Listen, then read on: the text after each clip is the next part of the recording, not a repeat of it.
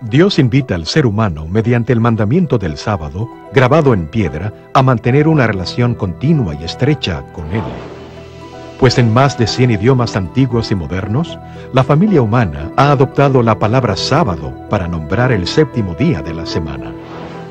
Sin embargo, por miles de años han habido conflictos y controversias sobre cómo observar debidamente el día santo.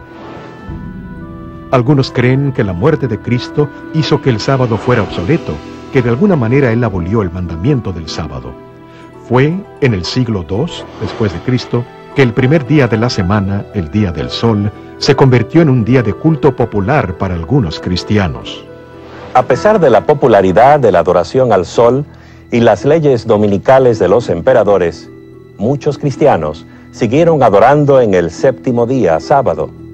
De hecho, fueron minoría las iglesias que abandonaron el sábado. Poco después, el domingo quedó establecido como parte del culto cristiano. La minoría que aún guardaba el sábado sufrió muy duras pruebas y persecución, hasta que con el tiempo el interés por el sábado bíblico revivió. El asunto está claro. No se requiere otra cosa sino nuestro propio registro de días y semanas para terminar con la discusión. Es el séptimo día, el sábado de la creación, el que tenemos que guardar santo.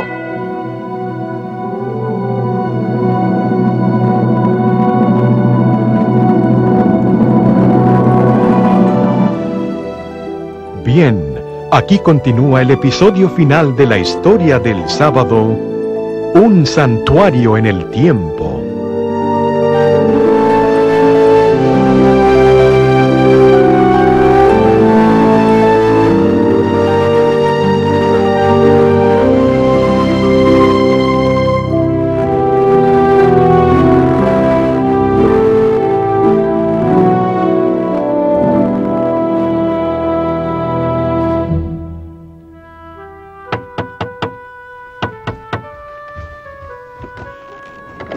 Tom Miller, por amor de Dios, entra.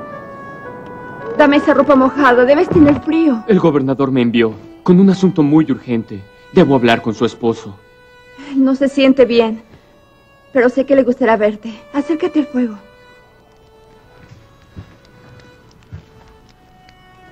Roger, despierta. Tom Miller está aquí de parte del gobernador Winthrop. Tom Miller, cuánto me alegro de verte. ¿Qué asunto te trae desde Boston en una noche como esta? El gobernador me envió. He venido por todo el camino sin descansar, con un asunto de mucha urgencia. El señor Winthrop le advierte de un gran peligro para usted. Los magistrados quieren mandarla a Inglaterra. Han despachado al capitán Underhill y a sus hombres para tomarle por sorpresa.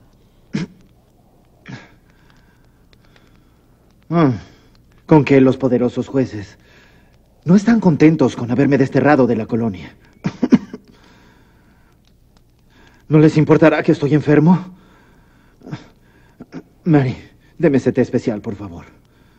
Vamos a ofrecerte algo, aunque es una mezcla amarga. Nos lo enseñaron los nativoamericanos, los bárbaros, como los cristianos los llaman. Pero somos nosotros los que hemos robado sus derechos innatos al ocupar su tierra, y todavía los llamamos bárbaros. Gracias, mi amor. Enseguida te traigo uno, Tom. Gracias.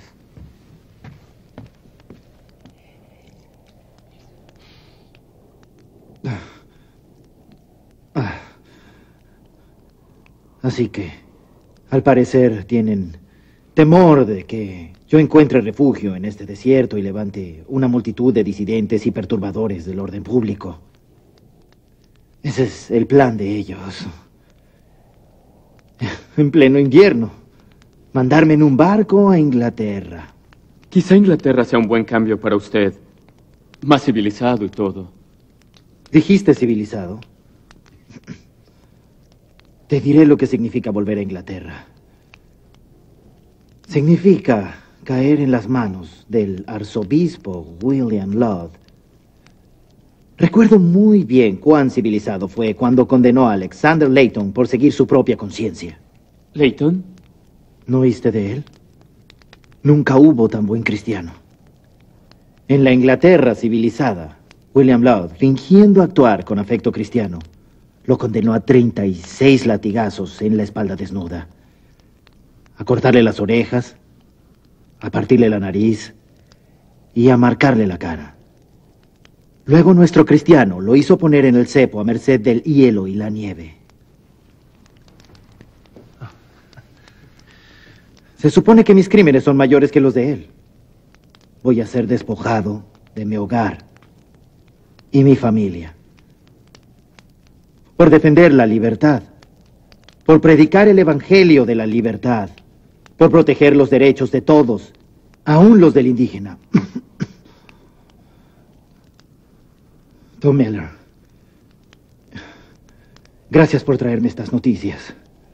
Vuelve al gobernador y dale las gracias por su advertencia. Dile que no voy a Inglaterra. Voy a vivir libre en este nuevo mundo, cueste lo que cueste. Pero, señor, ¿y si...? No hay objeciones. Estaré bien. Conozco esta buena tierra mejor que el capitán Underhill, te lo aseguro. Ve ahora. Y que Dios sea contigo. Y con usted, señor.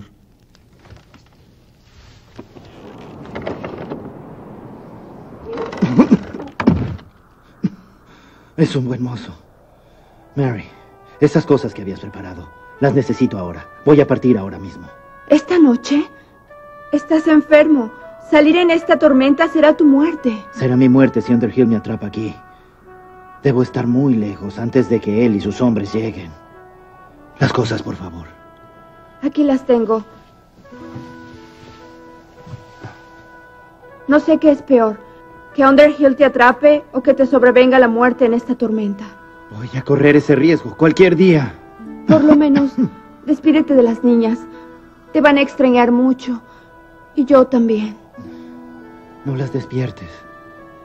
Pensaré en ustedes en todo momento. Y si Dios quiere, nos reuniremos muy pronto. Debo irme ya.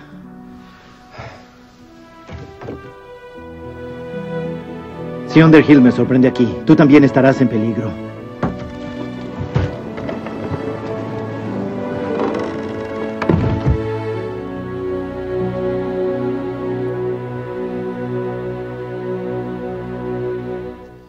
Era en enero de 1636, cuando Rogerio Williams dejó su hogar desafiando la gélida temperatura de ese invierno en la Nueva Inglaterra.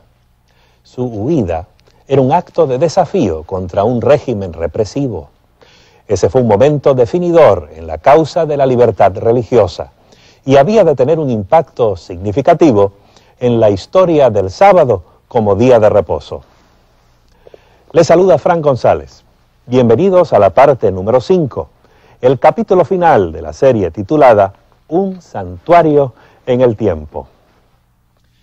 Los historiadores y biógrafos describen a Rogerio Williams como un hombre de firmes convicciones, tierno corazón y una voluntad de acero invencible. Creía apasionadamente en los derechos individuales de todos los seres humanos y recomendaba la separación de la Iglesia y el Estado. Esto era un concepto verdaderamente radical en un mundo en el cual la religión se hacía cumplir por medio de legislación civil. Después de su huida de Salem, se abrió paso hacia el sur a través de la selva sin caminos, sobreviviendo de lo que podía recoger o desenterrar en el bosque. Eventualmente halló refugio entre las tribus de indios norteamericanos que vivían en la bahía de Narragansett. Sus enemigos deben haber estado felices de haberse deshecho de él, pero su familia y sus amigos estaban ansiosos de saber si había podido sobrevivir los duros meses del invierno.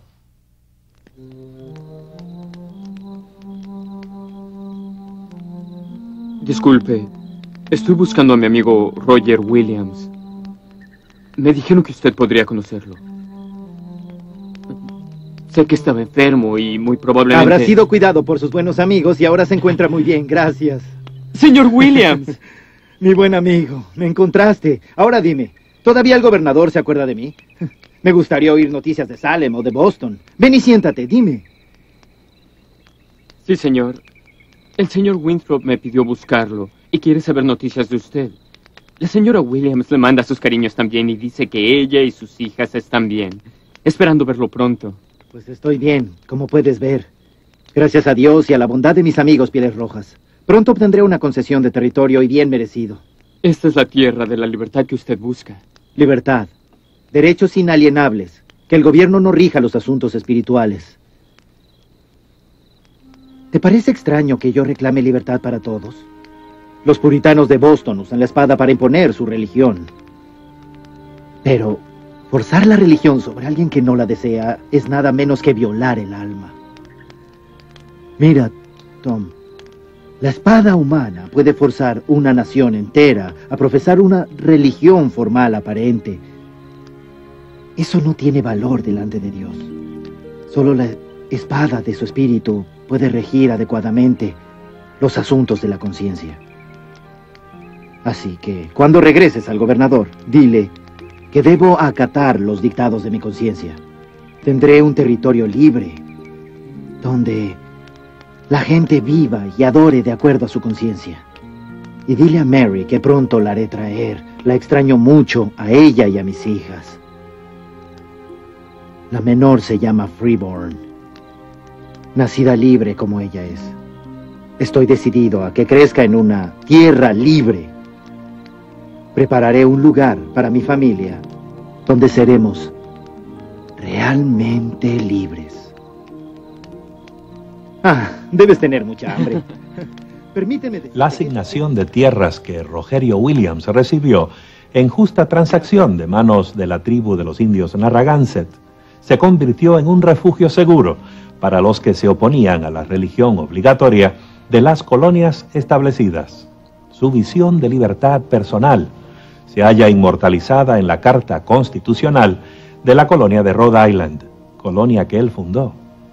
He aquí lo que dice: ninguna persona dentro de la colonia mencionada, nunca, desde este momento en adelante, será de manera alguna molestada, castigada, inquietada o puesta en duda por cualesquiera diferencias de opinión en asuntos de religión.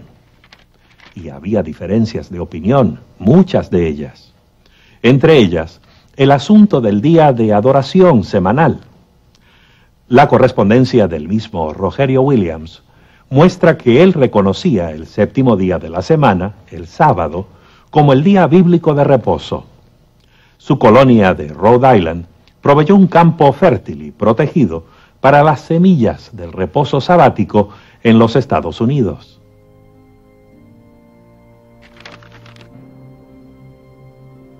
Cuando llegaron a Inglaterra las noticias de la nueva y radical colonia de Rogerio Williams, levantaron muchas críticas en Inglaterra, pero a muchos les resultó atractiva la promesa de ser libres de la tiranía religiosa, y estuvieron dispuestos a desafiar el mar y las selvas de la frontera en su búsqueda de libertad.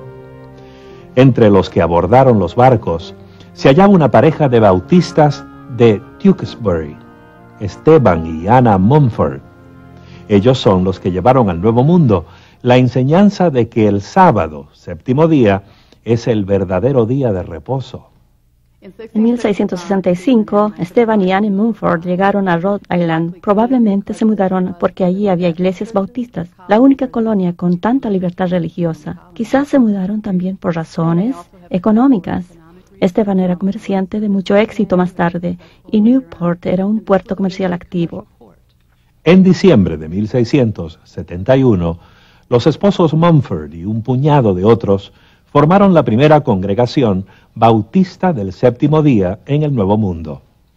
El grupo floreció en el ambiente protegido de Rhode Island, pero cuando los miembros se aventuraron fuera del refugio que les ofrecía su propia colonia, debieron afrontar problemas. En Connecticut, por ejemplo, los miembros de la iglesia de Newport fueron multados y encarcelados por trabajar en domingo, pues su día de culto era sábado. Era una forma de hostilizarlos por parte del Estado por su inconformidad.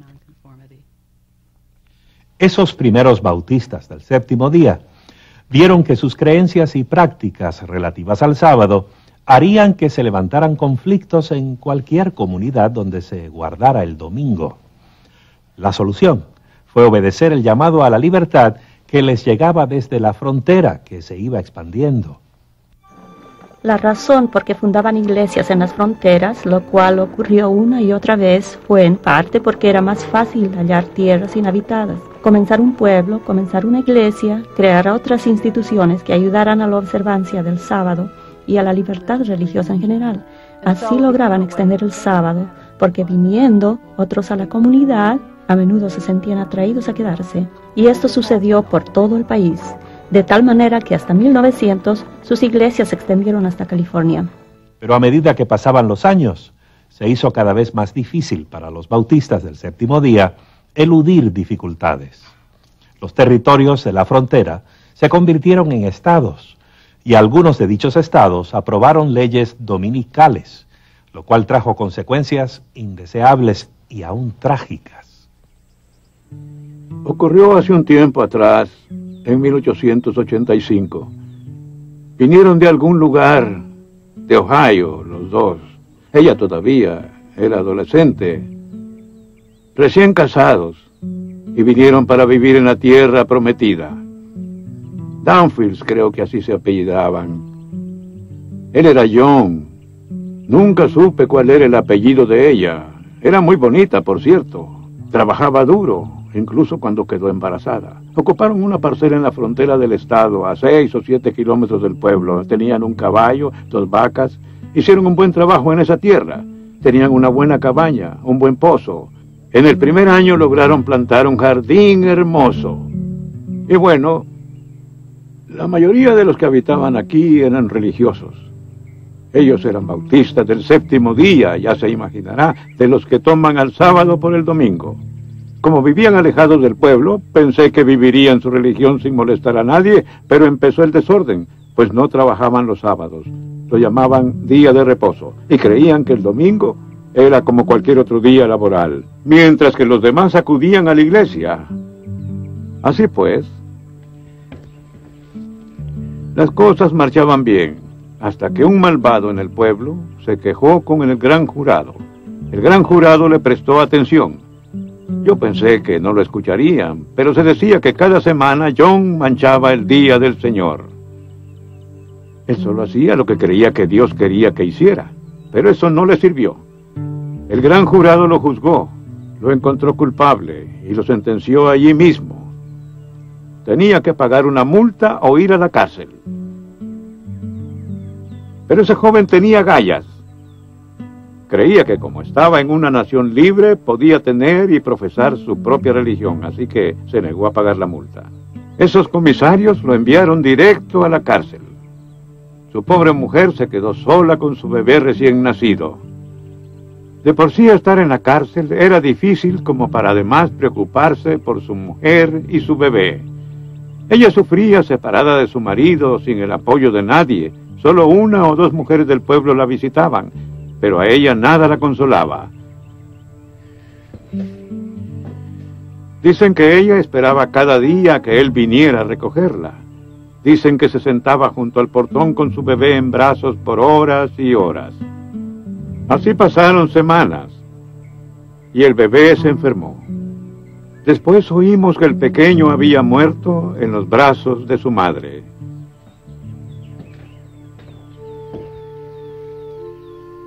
Fue doloroso verla a ella y a las pocas personas del pueblo enterrando a ese pequeño. Su marido en la cárcel, incapaz de consolarla. Él tampoco sin consuelo. Esa pobre muchacha se consumió en la tristeza. Lloraba día y noche. John cumplió su condena. Lo dejaron libre. Se fue a su casa, loco por encontrar a su mujer. Pero cuando llegó, sus vecinos estaban sacando algo. Era ni más ni menos que un ataúd con el cuerpo de su esposa. Se había enfermado. Si me preguntan de qué murió, yo diría que murió de angustia. Él no dijo ni una palabra. Los siguió hasta el cementerio y los observó con tristeza bajar el cuerpo de ella y colocarlo junto a su bebé. Luego se arrodilló y lloró hasta que las lágrimas se le acabaron. Antes de marcharse de aquí, casi de nadie se despidió. Nunca supimos de él. Espero que haya encontrado un lugar donde viva libremente. Los bautistas del séptimo día no fueron los únicos que se trasladaron a la frontera por razones religiosas. Conrado Weissel, un joven refugiado alemán, andaba en busca de un nuevo lugar donde echar raíces propias. Llegó a Pensilvania en 1720 buscando un lugar tranquilo donde pudiera experimentar la presencia de Dios.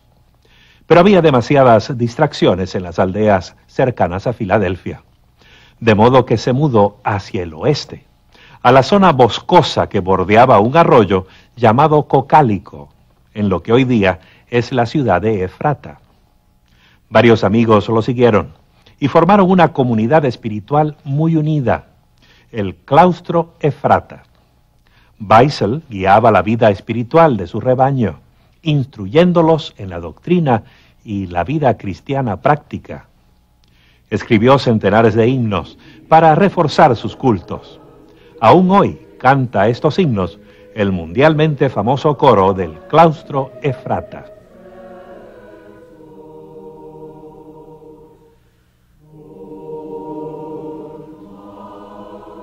La vida era austera. Practicaban el celibato. Los hombres y las mujeres vivían en lugares separados. Eran gente industriosa, buenos trabajadores. Levantaron edificios bien construidos, plantaron quintas y huertos y pusieron en operación una próspera imprenta. Su estilo de vida típico de la frontera era físicamente agotador, lo cual le daba un significado especial a su día semanal de reposo, que era el sábado, séptimo día. Weissel expuso sus puntos de vista sobre el sábado en un tratado que escribió en 1728, Mysterion Anomias, o el misterio de la iniquidad. Ahí describió el sábado como una dádiva de la gracia de Dios para librar del trabajo a la gente una vez a la semana. El sábado era un día cuando Weissel y sus compañeros podían comer su pan sin tener que esforzarse en sus trabajos. Esto puso a la comunidad de Weissel en conflicto con las leyes dominicales de Pensilvania. En 1730, la comunidad de Efrata tuvo conflictos legales por quebrantar las leyes dominicales de la colonia de Pensilvania. Algunos feligreses fueron detenidos y encarcelados en Lancaster. Aun cuando Weissel y sus seguidores no andaban al mismo paso que la sociedad que los rodeaba, mantuvieron fielmente su observancia del reposo sabático. Es que no se trataba solo de un día para descansar. Según su criterio, representaba una realidad eterna. Además, creía que la venida de Cristo y el milenio daban la esperanza de un sábado eterno. Por tanto, toda vez que la comunidad observaba el sábado, anticipaba el retorno de Cristo y lo que sería el descanso eterno.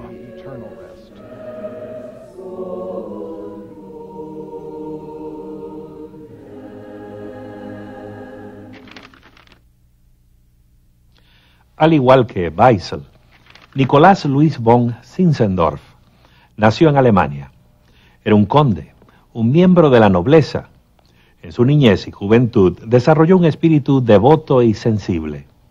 A los 19 años visitó una galería en la ciudad de Düsseldorf y allí vio un cuadro que cambió para siempre su vida. Representaba a Jesús en la cruz, llevando la corona de espinas. Bajo el cuadro leyó lo siguiente: todo esto lo he hecho por ti. ¿Qué has hecho tú por mí? El conde Zinzendorf dedicó el resto de su vida a responder esa pregunta. En 1722 permitió que un grupo de refugiados se establecieran en sus tierras, en Alemania Oriental. Eran un remanente del movimiento religioso moravo que había comenzado con el martirio de Juan Hus, 300 años antes. A pesar de que Zinzendorf había sido toda su vida luterano, provocó entre los moravos un reavivamiento espiritual, renovando su fe e inspirándoles una nueva visión. De hecho, llegó a ser obispo en la iglesia morava renovada. Zinzendorf tuvo la visión de cómo el mensaje del amor de Cristo podía ser impartido en todo el mundo. Así que Comenzando en 1732, él envió a los moravios por el mundo como misioneros para llevar el evangelio a través de las barreras culturales. 9 años más tarde, en 1741, llegaron a Pensilvania algunos misioneros de Zinzendorf, con la intención de abrir obra entre los indios de Norteamérica. Fundaron la ciudad de Belén, y poco tiempo después llegó el conde para ayudar a organizar la comunidad e impulsar su misión. Nicolás Zinzendorf pensaba que los nativoamericanos eran las 10 tribus perdidas de Israel. Así que, para que ellos se convirtieran en verdaderos cristianos, necesitaban entender el patrimonio judío también, lo cual ciertamente incluía la observancia del sábado. Zinzendorf sentía que el sábado era común para todos, sin importar de dónde eran, algo internacional. Era una celebración que podía ser observada por todos, y sentía que si él podía presentarlo a todos, hacer de ello una práctica común, podría conducir a todos a la hermandad de Cristo. El mismo Zinzendorf observaba el séptimo día de la semana como un día de reposo del trabajo y de comunión con Dios y los hermanos creyentes. Les recomendó esta práctica a los moravos de Belén, los cuales accedieron en forma unánime, declarando que se debe observar el sábado con tranquilidad y en ferviente comunión con el Salvador. Zinzendorf sentía que el sábado era el verdadero día de reposo, un tiempo para prepararse mentalmente para que, como pienso que Zinzendorf escribió cierta vez, Dios obre en uno. Pero fue el domingo el descanso legal provisto por la ley inglesa y los moravios observaban los dos. Parece que junto con esto, el conde Zinzendorf no le ponía gran atención al domingo como día de reposo. Durante el verano de 1742, salió en gira por las misiones indígenas moravas. Cierto domingo, él y su grupo acampaban cerca de Hurley, Nueva York. Mientras estaban allí, unos dignatarios locales fueron a visitarlos, pero el conde Zinzendorf estaba algo desatento por estar escribiendo un himno. Así que no recibió a los visitantes con la debida atención que se merecían. Una de esas autoridades dijo ser el juez de paz. Luego, con cierta actitud arrogante, hizo la observación de que el conde parecía estar muy laborioso en una tarde de domingo. Al día siguiente, él les forzó a la gente de Zinzendorf a la corte y les aplicó la multa de 18 chelines por violar el descanso dominical.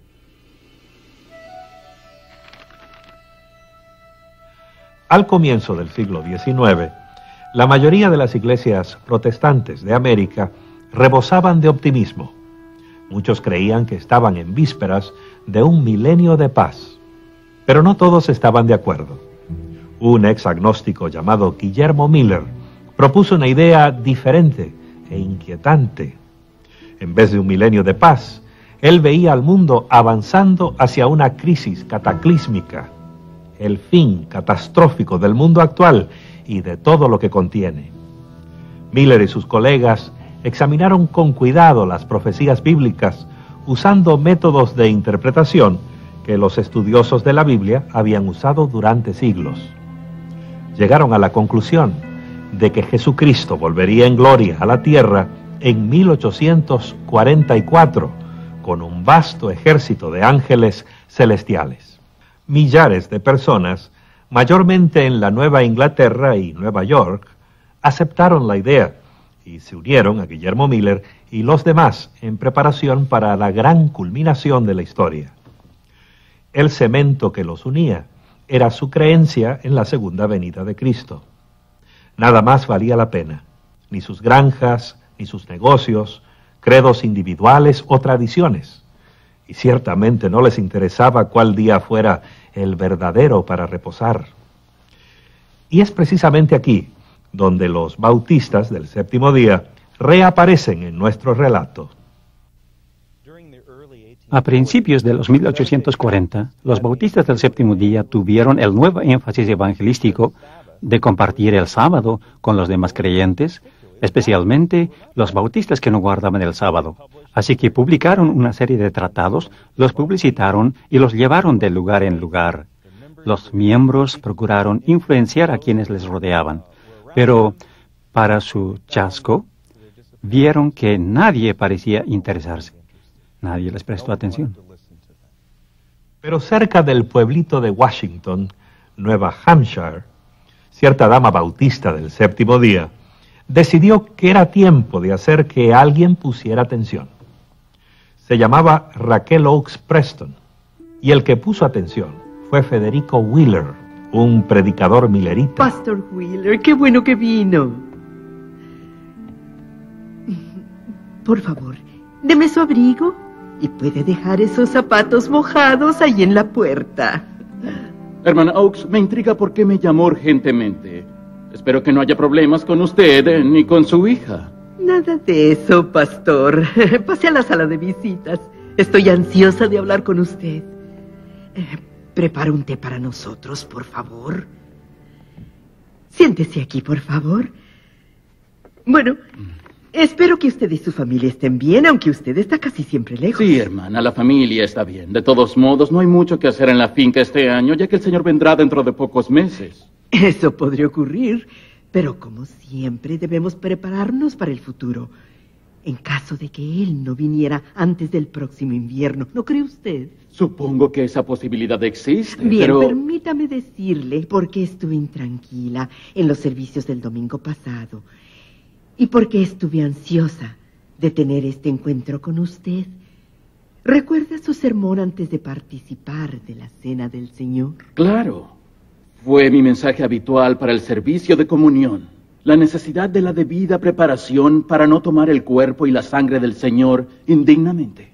Usted nos dijo que si alguien estaba desobedeciendo conscientemente los mandamientos divinos, no era digno de participar de la Cena del Señor. Me halaga el que usted haya prestado atención. Sin embargo, no estará en desacuerdo con mi sermón, ¿no es cierto? No, por el contrario, estoy de acuerdo de todo corazón. Inclusive diría que más de acuerdo que usted mismo. ¿Cómo? Creo, igual que usted, que es nuestro deber cristiano obedecer los mandamientos por amor a nuestro Salvador. Así que, cuando le oí decir esas palabras en la mesa de comunión, difícilmente me abstuve de ponerme en pie para objetar. Escuche esto. Acuérdate del día del sábado para santificarlo. 6 días trabajarás y harás toda tu obra, mas el séptimo es sábado para Jehová tu Dios. Claro, conozco bien ese pasaje.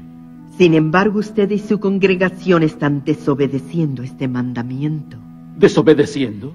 ¿Cómo piensa encontrarse con nuestro Salvador que viene cuando usted rechaza una revelación tan clara de su voluntad? Él dijo que el séptimo día sería su santo sábado.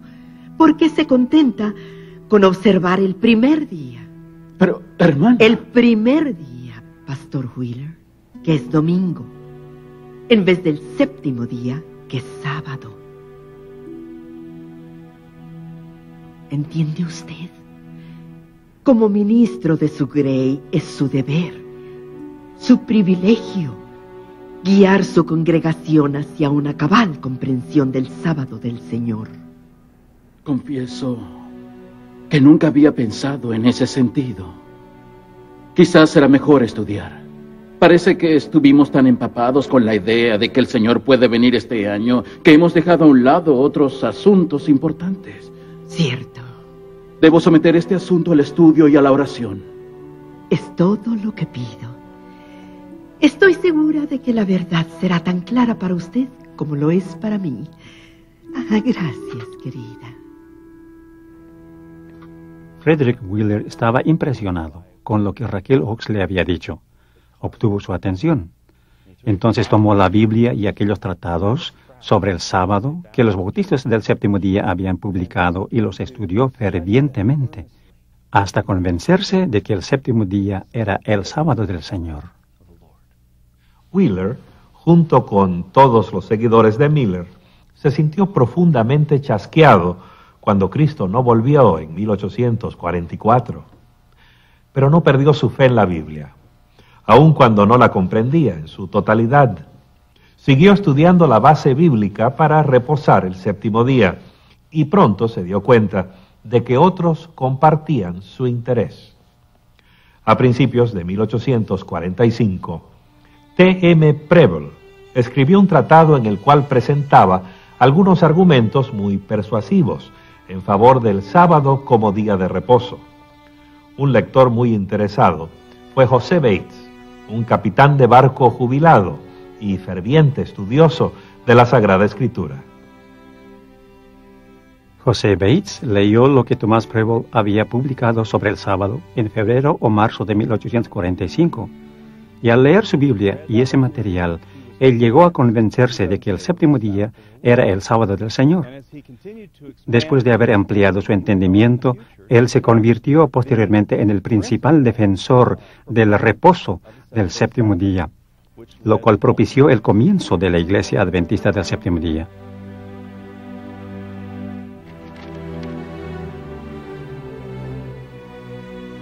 Mientras la doctrina del reposo sabático ganaba terreno en los Estados Unidos a mediados del siglo XIX, la revolución de Taiping se extendía por la China.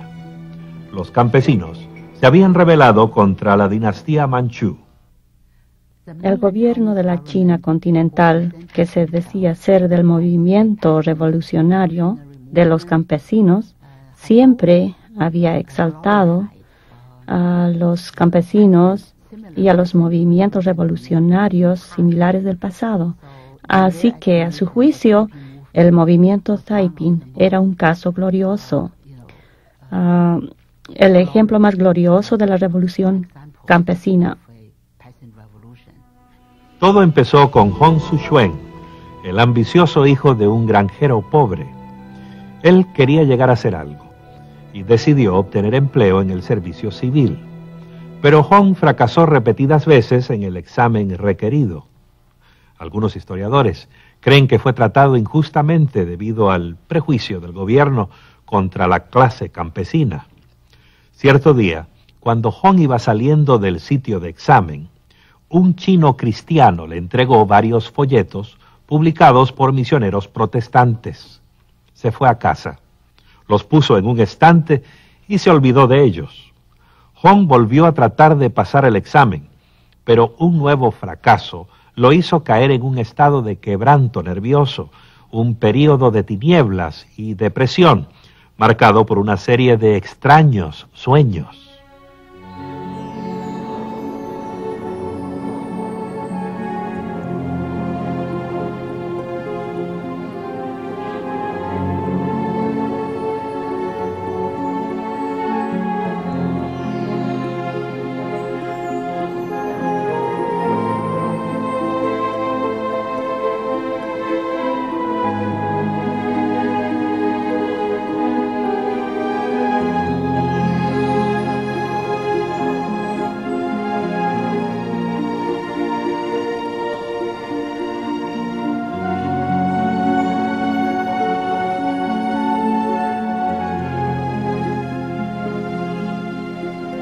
¿Quién era el anciano? ¿Qué estaba tratando de decirle? Las tradiciones chinas no les daban mucha importancia a los sueños, a menos que hubiera alguna clara conexión con la vida real. Hong no pudo discernir ninguna conexión aquí, de modo que los sueños lo dejaron un tanto confuso. Fue algún tiempo después de eso que un amigo lo visitó, después de las visiones, después de fracasar en los exámenes, y le dijo: «Oh, veo que tienes esos tratados, son muy fascinantes, ¿no es cierto?». A esa observación casual, Hong respondió: «Bueno, no los he leído». Entonces el amigo le dijo: «Pues creo que debes leerlos, te van a parecer atractivos». Los folletos llevaron a Hong Xiuquan a descubrir la Biblia y la revelación que hace el libro santo del Dios omnipotente y su Hijo Jesucristo. De súbito, los sueños empezaron a tener sentido. El anciano venerable que había visto era Dios. Ahora Hong empezó a ver el universo en forma radicalmente distinta de lo que había aprendido en las tradiciones budistas. Fue así que el sueño, los tratados y las enseñanzas bíblicas comenzaban a tomar sentido en su mente. Se formaba en él una visión cada vez más compleja de Dios, el Padre. Hong Xiuquan creía que el propósito de su vida era establecer el Taiping Tianguo, el gran reino de paz celestial. Su celo religioso consumió a la clase de los oprimidos campesinos, inspirando el movimiento revolucionario más importante del siglo XIX. Hong y sus seguidores publicaron y distribuyeron la Biblia y hasta les exigían a sus soldados que se aprendieran de memoria porciones de ella. Yo creo que el aspecto más claramente cristiano del movimiento Taiping fue el haber puesto en alto los 10 mandamientos, y eso a pesar de tener ellos las 10 reglas casi idénticas a los 10 mandamientos. Los líderes del Taiping interpretaron en forma totalmente literal el 4º mandamiento y exigieron que se observara el día 7º de la semana como el día de reposo. Por cuanto el calendario chino no tenía semanas de 7 días, tuvieron que adaptar su rutina acostumbrada. Cada 6º día se levantaba una bandera para recordar al pueblo que se preparara para la llegada del día santo. El 7º día es el día santo del Padre Celestial. Por eso nuestro Padre Celestial ordenó que fuera el día de reposo y lo señaló como día de culto, un recordativo eterno de que la verdadera felicidad se otorga a las gentes por la gracia de nuestro Padre Celestial, a fin de que siempre tengan en mente la bondad del Padre Celestial. Los esfuerzos de Hong Xiuquan por establecer el gran reino de paz celestial nunca tuvieron verdadero éxito. Sí lograron él y sus seguidores liberar un 40% del imperio de las garras de la dominación manchú. Pero eventualmente los ingleses y otras potencias occidentales ayudaron a los manchúes a prevalecer. En 1864 aplastaron la revolución de Hong Xiuquan.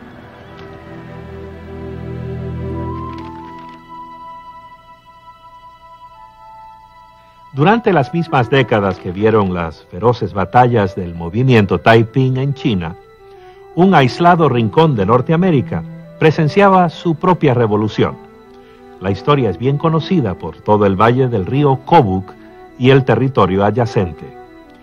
Allá por mediados del siglo XIX, por esos lares, vivía un indígena o inupiat llamado Manilik, hombre tranquilo y poco amigo de la ostentación, conocido como el profeta esquimal. Su historia ha perdurado de generación en generación. Una vez cuando Manilik era muchacho, estaba buscando sus serpientes. Vio un lugar para descansar, entonces fue ahí y se sentó sobre un madero. Luego oyó algo extraño como Tatakiek. Tatakiek sonaba así. Significa padre e hijo, padre e hijo. Fue muchas veces al mismo lugar y oyó lo mismo una y otra vez. Otra palabra más, Isrumik Sukti, fuente de la inteligencia, fuente del pensamiento. Oyó eso una y otra vez. Decía muchas cosas extrañas y la gente pensaba que tal vez él estaba loco, pero era sabio, más sabio que Afatkuk, los chamanes. Alguna vez habló de gente extraña que vendría de lejos, toda de blanco, y luego decía, van a traer libros, y la gente va a comprender estos libros, y va a saber de Dios. Hablaba de canoas que volarían en el cielo, de gente que iría en canoas sobre las aguas sin remar, por eso pensaban que estaba loco. Los chamanes pienso que tenían miedo de él, o tal vez estaban celosos, porque él siempre rompía sus tabúes. Una vez en Kotzebue, 2 de ellos querían deshacerse de él. Él les dijo, puedo tragarlos a los 2, pero no lo hizo. Ellos quisieron destruir su espíritu mientras dormía, pero su luz interior era muy brillante, no podían acercarse. Otra cosa, hablaba de reposar en el 7º día. Ponía un poste enfrente de su carpa cada 7º día y decía, en este día yo descanso. La gente decía, ¿por qué descansas? Eres un flojo, por eso no estás haciendo nada. Él les respondía que vivía por los mandamientos del abuelo. Abuelo, eso significa Dios. Sí. Después de su muerte, perdura el impacto del mensaje y el ejemplo de Manilik. Roberto Mullock, director ejecutivo de la comunidad nativa Nurvik, vive y trabaja en el valle del río Kobuk, donde trabajara Manilik. Ciertamente, Manilik estuvo allí e hizo algunas predicciones de que en el futuro los esquimales tendrían la capacidad de volar en el aire en algún tipo de máquina. No sabía cómo iba a ser, pero sabía que tan solo se necesitaría estar sentado mientras se volaba. La otra predicción la hizo mientras estaba sentado en un bote diciendo: algún día usted va a estar sentado en este bote aquí sin poner ningún esfuerzo, pero va a estar moviéndose velozmente. Además de predecir el futuro, a Manilik le preocupaba la vida cotidiana de su pueblo. Temiendo el siniestro poder de los chamanes, esquimales que vivían bajo los diversos tabúes que prevalecían en su cultura, Manilik vio que eso hacía que la vida se les hiciera innecesariamente difícil. Se dedicó entonces a debilitar la influencia de los chamanes, enseñándole a la gente que no era peligroso ignorar los tabúes. Y no se limitó a hablar, sino que dio el ejemplo, quebrantándolos públicamente él mismo. Un tabú particular era que no se podía comer cierto tipo de fresa silvestre en el verano. Entonces él iba donde ellos para decirles que por qué tenían miedo de comerlo. Luego él comía algunas fresas silvestres y les decía que no le pasaba nada. Así todos le miraban por largo tiempo esperando cuándo moriría, pero no le pasaba nada. Una y otra vez comprobó que había un poder mayor que el de los chamanes.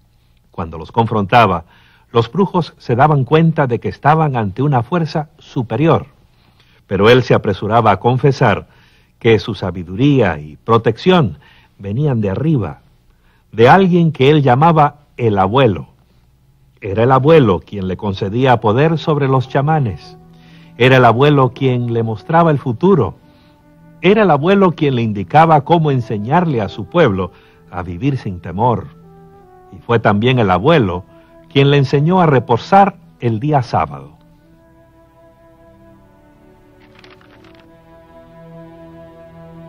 La historia de Manilik es solo una entre muchas que cuentan de individuos que han aprendido acerca del sábado sin haber leído nunca una Biblia ni visto a un misionero. Otro relato llega hasta nosotros de un remoto rincón de la selva tropical sudamericana. Hace unos 100 años, Aucua, el jefe de un poblado indio, tuvo un sueño asombroso, el cual transformó su vida.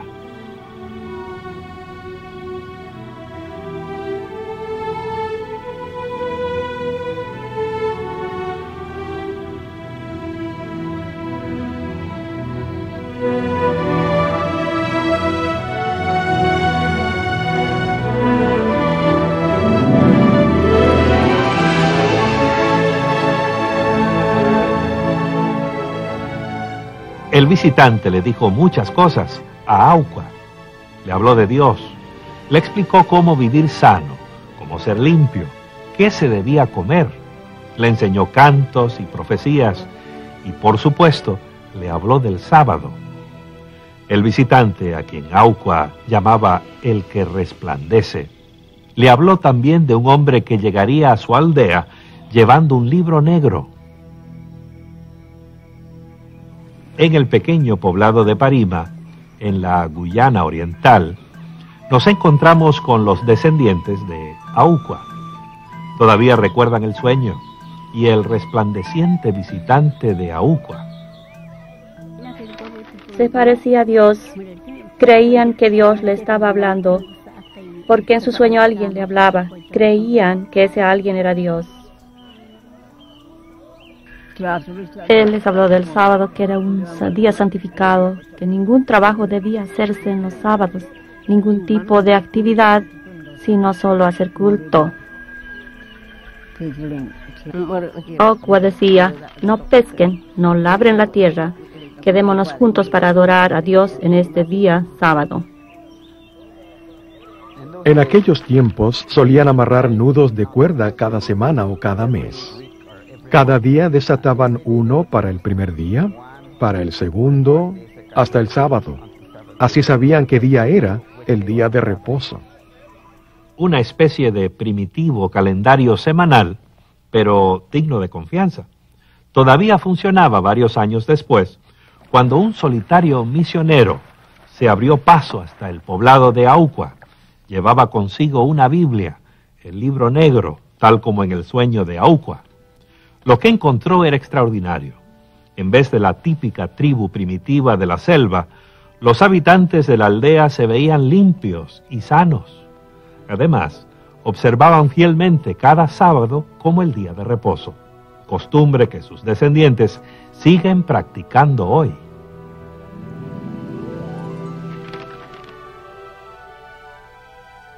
Le sorprenderá al televidente saber que el sábado del séptimo día tiene raíces profundas en el continente africano. Veintenas de iglesias independientes han surgido entre los pueblos africanos desde la llegada de los misioneros protestantes en el siglo XVIII.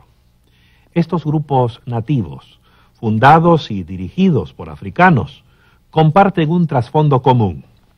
Sidney Davis, experto en el cristianismo africano, explica: el movimiento de iglesias independientes de África es un modo de desligarse del imperialismo occidental, de la imposición de la cultura occidental sobre África.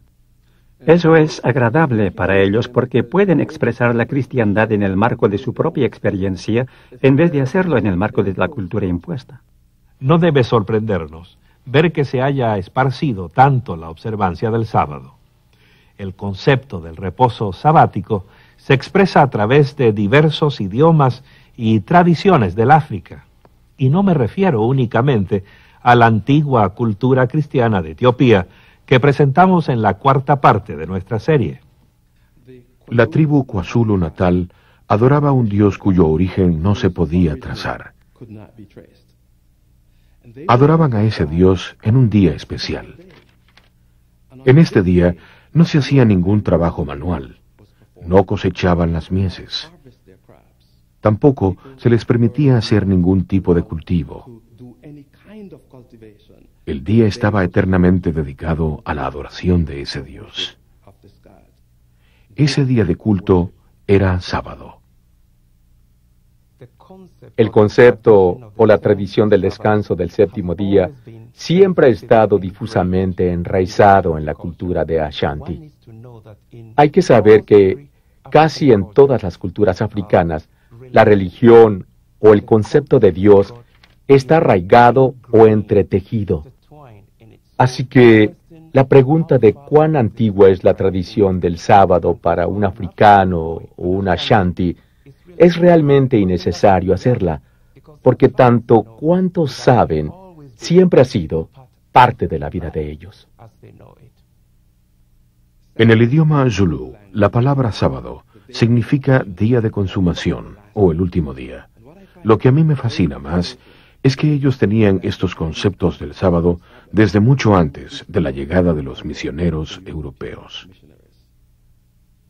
Fueron los misioneros quienes introdujeron el culto dominical, pues hasta entonces todos sabían que Dios tenía solo un día de culto, el sábado. Cuando los misioneros europeos llegaron, introdujeron no solo una manera diferente de adorar, sino un día distinto de culto, el domingo. Y por lo que introdujeron el culto dominical, todo hombre blanco fue llamado automáticamente hombre blanco de domingo, o Kwesi Bruni, porque se llama Kwesi a todo niño nacido en domingo. Para ellos, todo europeo es nacido en domingo porque introdujeron el culto dominical.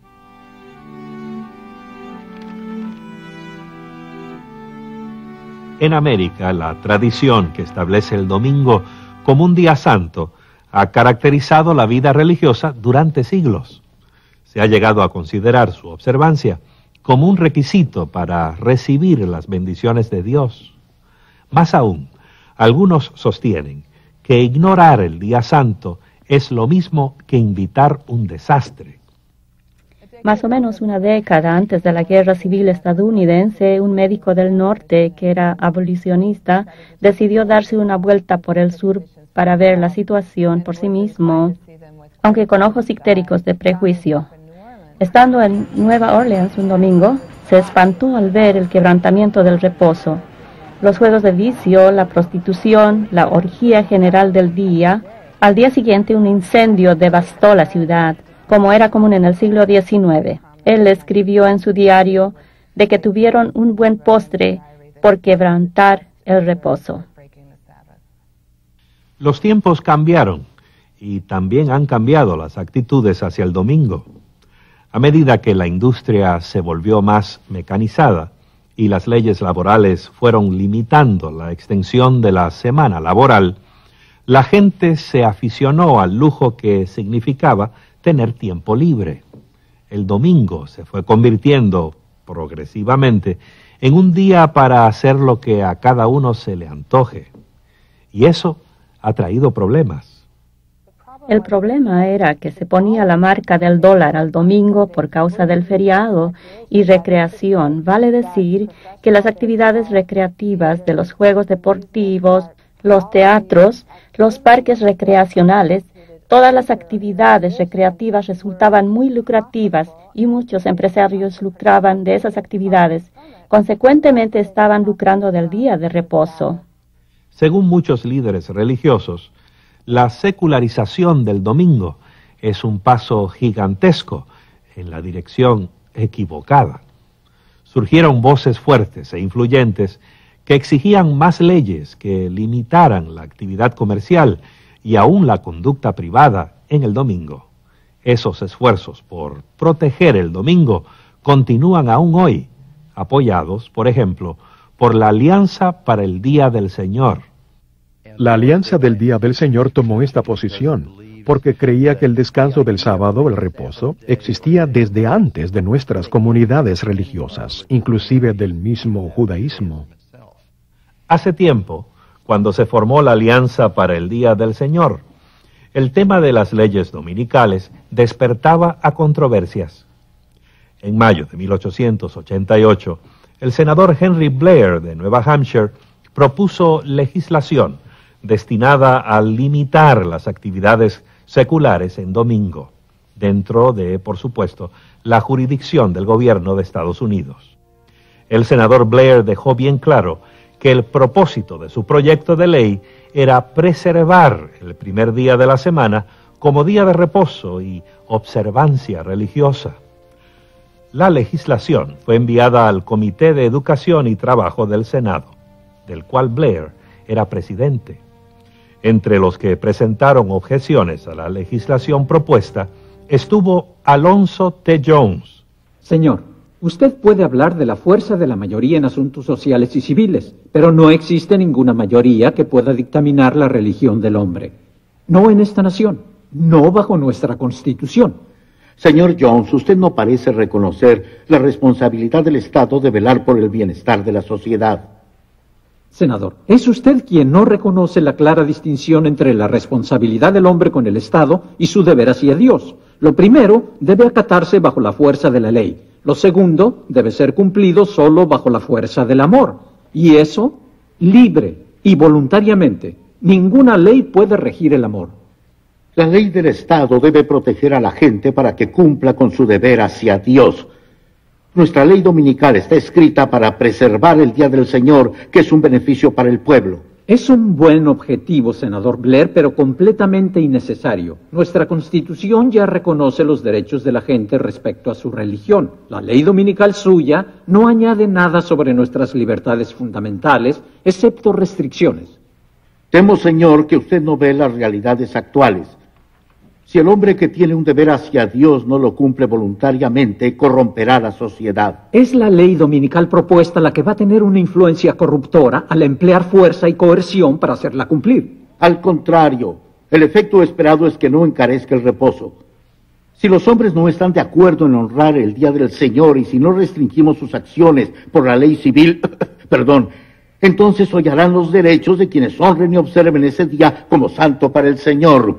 Con todo respeto, senador, ¿no ve usted que su proyecto de ley va a permitir pisotear los derechos de las minorías religiosas? ¿Quiere usted volver al tiempo del oscurantismo cuando la Iglesia y el Estado se unieron para forzar a la gente a violar su conciencia y someterla a la religión oficialmente establecida? Señor, esa es una comparación sin mérito. Nuestra ley dominical es para beneficio de toda la sociedad. ¿Acaso no es una función legítima del Estado legislar en favor del bien común? El bien común que usted valora tanto no se efectúa restringiendo los derechos de la conciencia de uno a fin de ampliar los derechos de otro. Se efectúa mejor por las libertades sobre las cuales esta república fue fundada. La coerción religiosa auspiciada por el Estado desprecia la intención de los fundadores. Esta ley hace una exención para aquellos que desean adorar en otro día, como los judíos, los bautistas del séptimo día, ustedes los adventistas del séptimo día que observan el sábado. ¿Cuál es el problema? El problema es... Justo esta mañana la señora Bayham de la Unión Femenina de Temperanza Cristiana se dirigió a este comité en apoyo de tal exención. Ella consultó con los representantes de los 9 diferentes grupos que observan el sábado en vez del domingo. ¿Sabe cuántos aprobaron tal exención? Todos sin excepción. Senador, respeto mucho los principios de temperanza promovidos por la organización de la señora Bayham, pero ella no tiene voz ni voto sobre cuestiones de exención para mi denominación. Profesor Jones, ¿va a objetar contra las exenciones que ciertamente beneficiarán a su grupo y a otros grupos? Sí, señor. En efecto, las objetamos. La cláusula de exención no cambia el proyecto de ley como para modificar nuestra oposición. El principio es, senador, que si la ley fuera justa y perfecta, la exención no sería necesaria. Además, una cláusula de exención no es otra cosa sino una cláusula de tolerancia encubierta. La tolerancia no es libertad, es simplemente una forma de condescendencia, la mayoría teniendo paciencia con las opiniones y convicciones de la minoría. Nuestra Constitución no garantiza la tolerancia, sino los derechos de nosotros, los ciudadanos estadounidenses. Profesor Jones, sin ceder en mi opinión, permítame hacerle otra pregunta. ¿Cuál sería su reacción si escribiéramos de nuevo esta propuesta como ley de reposo sabático y no dominical? Supongo que usted tomaría una posición diferente. Al contrario, senador, toda ley que intenta forzar la conciencia es abiertamente anticristiana y anticonstitucional por naturaleza.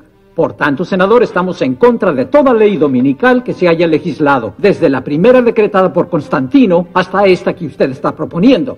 Y si usted cambia de una ley del domingo a una del sábado, igual nos opondremos firmemente.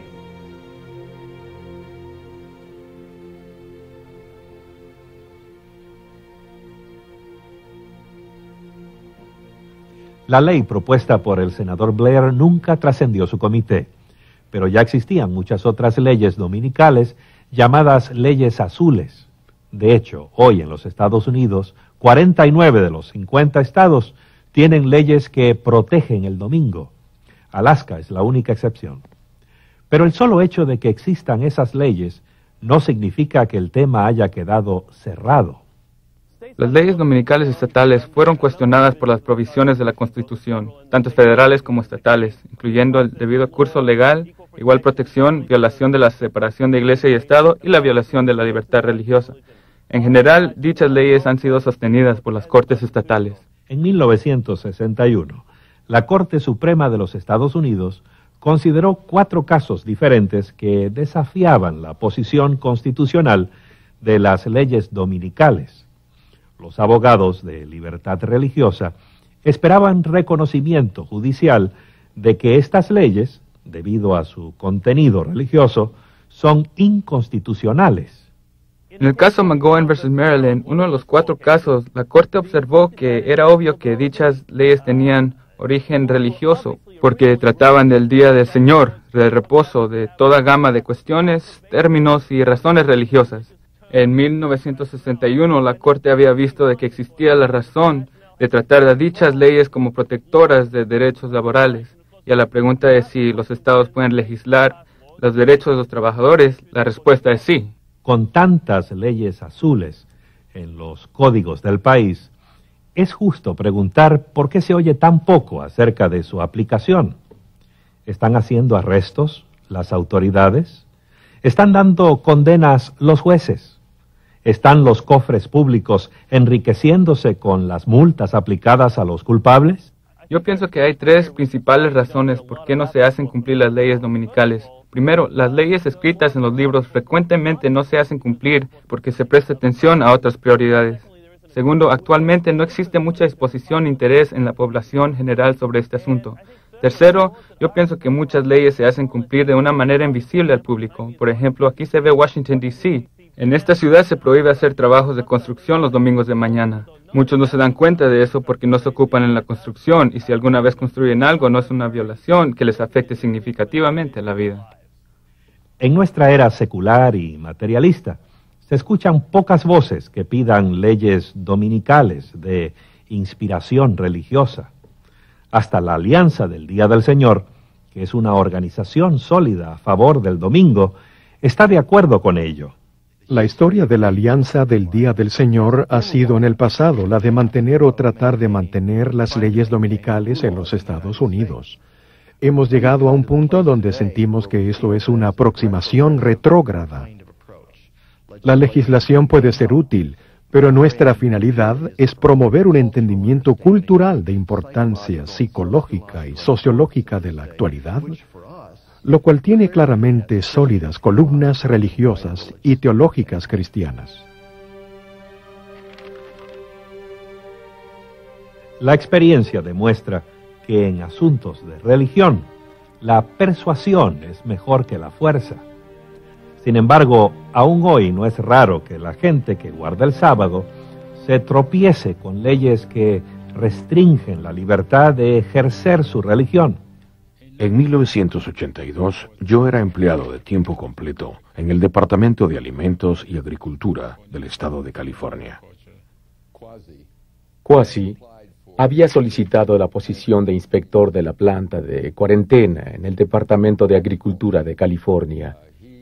Él fue nombrado para el puesto y decidió darse una vuelta por el lugar antes de presentarse al trabajo. Cuando llegué, supe que había sido puesto en lista para trabajar en sábado. Entonces, llamé la atención del supervisor sobre este asunto. La persona que estaba a cargo de esa localidad le dijo: si no estás dispuesto a trabajar en los sábados, yo no voy a dar curso a tus documentos y el Departamento de Agricultura no te va a emplear. Yo me puse en contacto con el Consejo de Iglesia y Estado, el cual nos ayudó a apelar al Departamento de Alimentos y Agricultura del Estado de California en procura de resolver este asunto mediante un proceso administrativo. Pero el Estado de California no nos prestó atención y me quitaron el nombramiento. Después de un tiempo substancial, estuvimos en juicio, lo cual duró varios días. Y finalmente, por desgracia, el juez dictaminó contra él, lo cual es usual para los guardadores de sábado. Inmediatamente elevamos una apelación al 9º Circuito de Apelaciones Judiciales. El asunto fue finalmente elevado ante 3 jueces del 9º Circuito y ellos fallaron en su favor, invalidando la decisión del juez anterior. El Estado de California se disgustó y solicitó una revisión por la Corte Suprema de los Estados Unidos, la cual no aceptó la apelación. Por tanto, la decisión del 9º Circuito era buena, tanto para Quasi como para la necesidad de amparar las creencias religiosas. Desde su comienzo hasta el final del pleito, pasaron 17 años. Nosotros seguimos adelante, porque creímos que estábamos haciendo la voluntad de Dios, y porque creímos que otros podrían beneficiarse de nuestras penas. En 1973, los líderes de un gran país africano exigieron a todos los ciudadanos que dedicaran un día a la semana para servicios comunitarios, tales como la reparación de puentes y carreteras. A todas luces, parecía una buena idea. Sin embargo, el día nacional que se escogió para hacer esos trabajos fue el sábado. Eso causó grandes dificultades a los adventistas del séptimo día. Pase.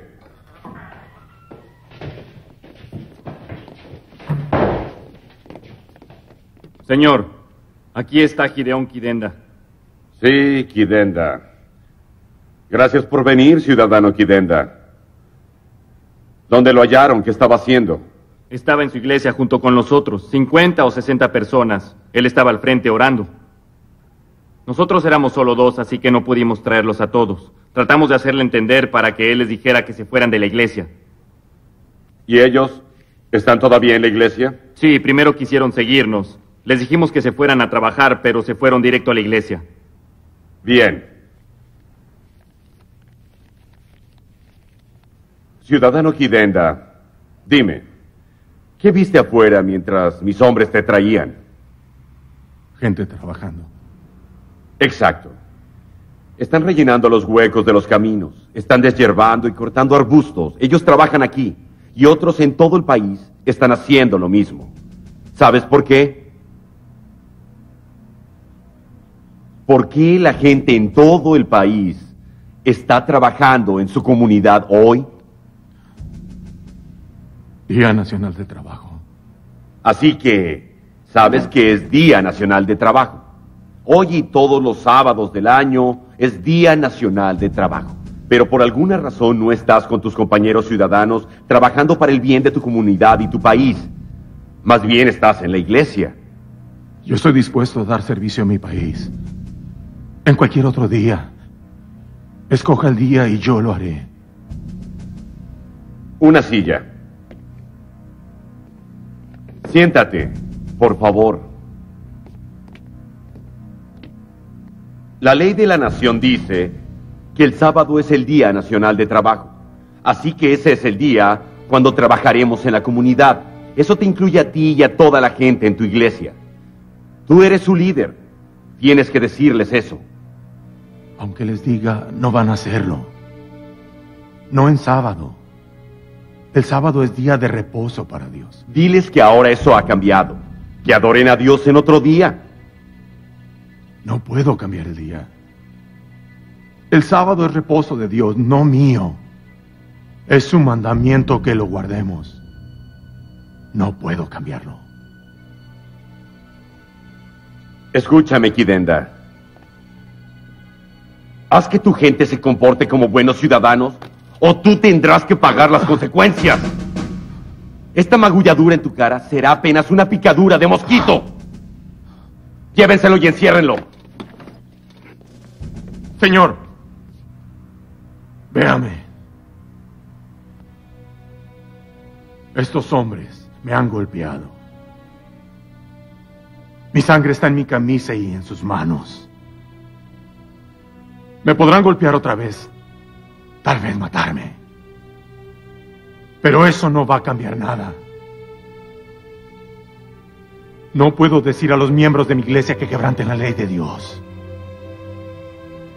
Ya veremos, Gideón Kidenda. Ya veremos eso.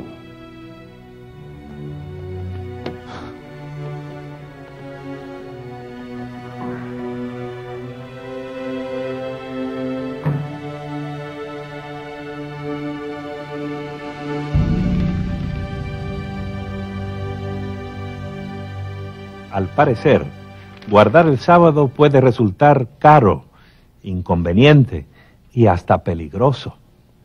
A raíz de todo esto, resulta sorprendente notar cuántos cristianos hay que guardan el sábado hoy. El directorio de grupos que observan el sábado, publicado por la Asociación del Sábado Bíblico, contiene más de 400 iglesias y denominaciones que guardan el sábado. Uno de ellos es la Iglesia de Dios del Séptimo Día, con sede en el estado de Colorado, que tiene una feligresía mundial de cerca de 200,000. El reposo del séptimo día es importante para nosotros como denominación por causa de habernos comprometido a ser bíblicos, una congregación basada en la Biblia.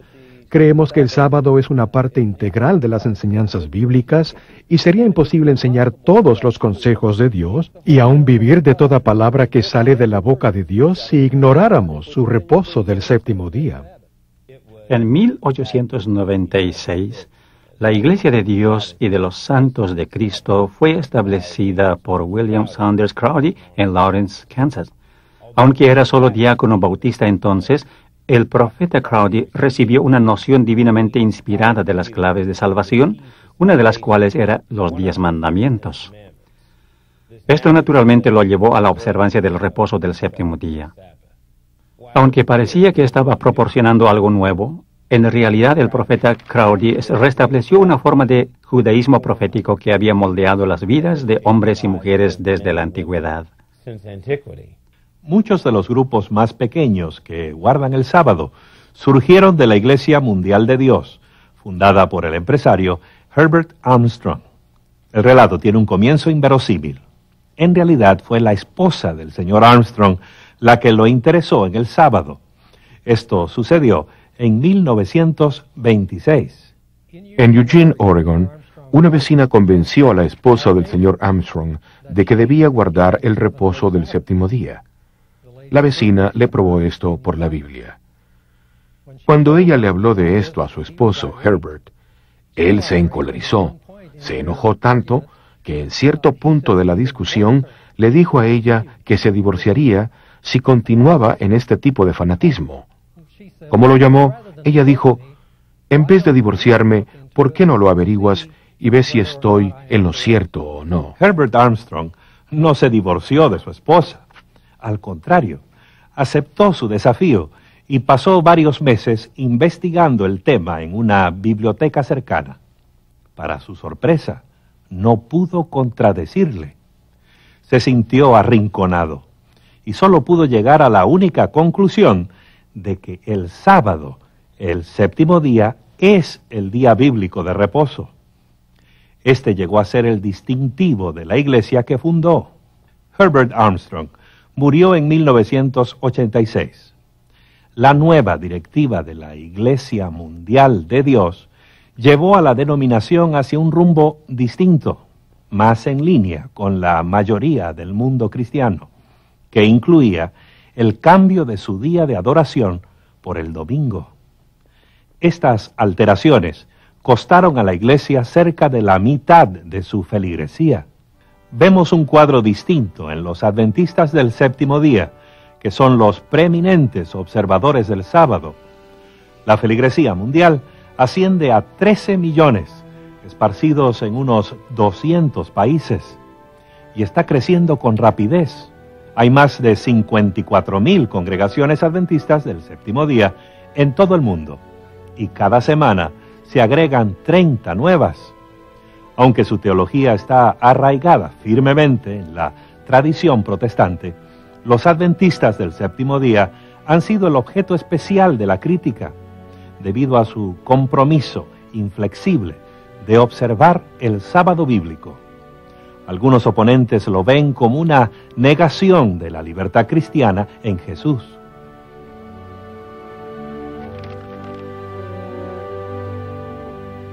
Por supuesto que la libertad está en el corazón de la fe cristiana.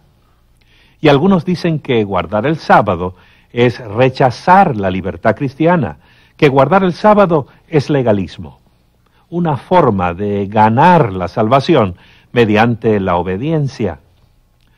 Pero observar el día bíblico de reposo, ¿es necesariamente legalismo? Dios instituyó el sábado en la creación antes del pecado. ¿Era legalismo esa vez? Si no era legalismo, ¿qué es lo que hace inherentemente legalista ahora? Cuando Dios dio maná por 40 años en el desierto, ¿no cayó maná en sábado? ¿Era legalismo? Cuando Dios dio los 10 mandamientos, ¿eran legalistas esos 10 mandamientos? ¿Estaba Dios forzando a un código legalista? No, no estaba. La obediencia no es legalismo. La obediencia puede ser nuestra expresión de amor y gratitud a Dios por su gracia y salvación. Ahora bien, algunos teólogos cristianos insisten que la salvación está basada en las promesas de Dios, en su pacto, y no en nuestra conducta. Dicen que guardar el sábado en obediencia al mandamiento no es necesario. Los adventistas, que también creen que la salvación depende en las promesas y el pacto de Dios, consideran, sin embargo, el día de reposo bíblico como otra bendición que el mismo Dios le ha concedido a la humanidad desde el Edén. En toda la Escritura, El pacto se presenta como una experiencia de reposar en Dios. Dios quiere que su pueblo confíe en Él y le otorga las provisiones que ha declarado en su pacto. Entonces podemos descansar y estar seguros en Dios. Cuando estamos fuera de este pacto de comunión con Dios, nos preocupa nuestra salvación, nos preocupa nuestro futuro, lo que sobrevendrá. Por lo contrario, dentro del pacto tenemos un descanso y una confianza completos en Dios. El sábado simboliza ese reposo. Y al guardar el sábado, descansamos en la seguridad de que Jesús nos redimió en la cruz, de que somos salvos, que somos sus hijos, que podemos depender de Él. Si el día de reposo tiene un lugar apropiado en la vida del cristiano, ¿por qué tiene que ser el sábado? La mayoría de las iglesias enseñan que los cristianos debieran guardar el domingo en su lugar y citan referencias del Nuevo Testamento para apoyar su punto. Pero, ¿enseña realmente el Nuevo Testamento que el domingo, que es el primer día de la semana, es el día de reposo cristiano? En el Nuevo Testamento se menciona el primer día de la semana. Al parecer, los cristianos se reunieron una o dos veces en ese día. Pero no hubo transferencia de la importancia del sábado, del séptimo día, al primer día de la semana, llamado domingo. No se convirtió en el día de reposo, ni se convirtió en el día cuando se celebra la actividad creativa de Dios. Tampoco se convirtió en el día de culto cristiano, lo cual sigue siendo el sábado del séptimo día.